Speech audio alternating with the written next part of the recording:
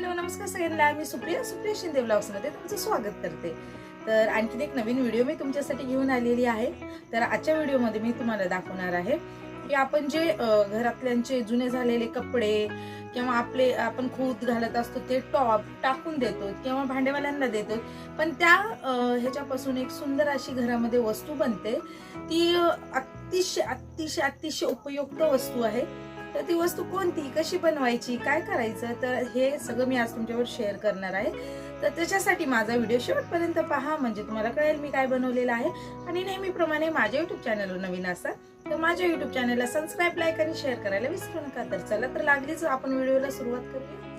तर इकडे मी माझा एक टॉप घेतलेला आहे।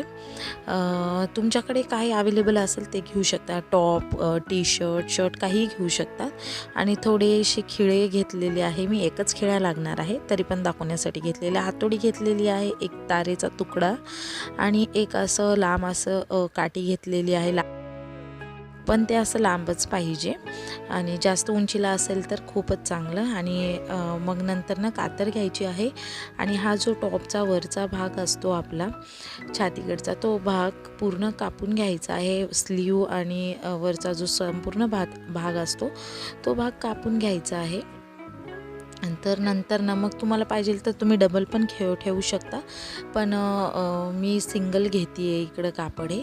तर सिंगल कापड असं व्यवस्थित पसरून घ्यायचं आहे आणि नंतर न काय करायचं आहे, मधला भाग थोडासा पट्टी 1 इंच पट्टी सोडायची आहे आणि बाजूनं आपल्याला पूर्ण कटिंग करून घ्यायचं आहे। त्याच्यासाठी कापड मुडपून घ्यायचं आहे, म्हणजे व्यवस्थित मध्ये पट्टी सोडल्या जाते।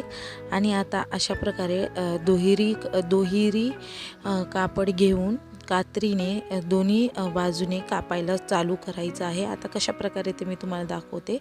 असे छोटे छोटे तुकडे बनवायचे आहे, एकदम छोटे छोटे, आणि जेवढे छोटे बनवता येतील तेवढं आपल्यासाठी छान आहे।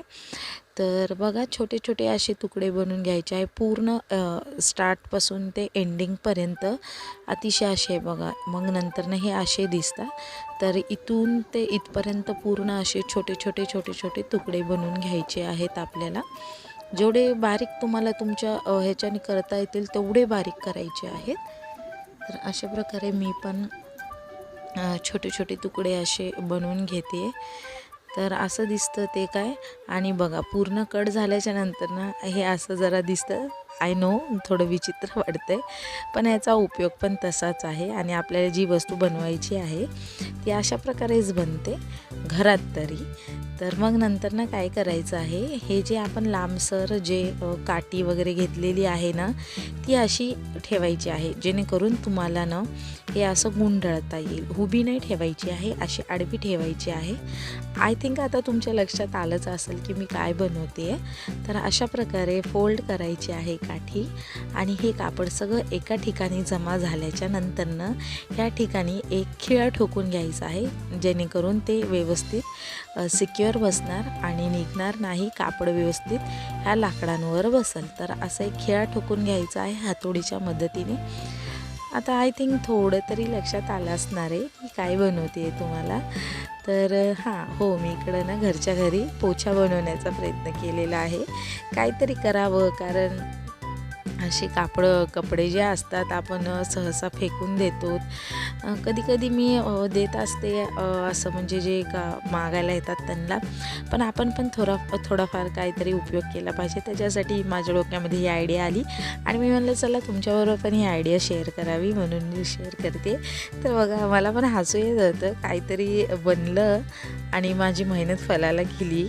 तर नंतर ना एक मी तारेचा तुकडा घेतलेला आणि हा सिक्युअर करून घेते, कारण नंतर ना हे निघायला नको आहे। आपला जो रेडीमेड पोचा असतो ना, त्याला पण असं वरती गुंडाळलेलं असतं, तुम्ही बघू शकता। तर मी पण इकडे मग तारेचा तुकडा घेऊन त्याला सिक्युअर केलं, म्हणजे पुसताना कसलेही कापड हे निघायला नको आहे। हा ठीक आहे, तो तात्पुरतं वापरायला मस्त आहे हा पोचा। तर आणखीन बारीक कापून घेतला असता तर आणखीन छान झाला असता।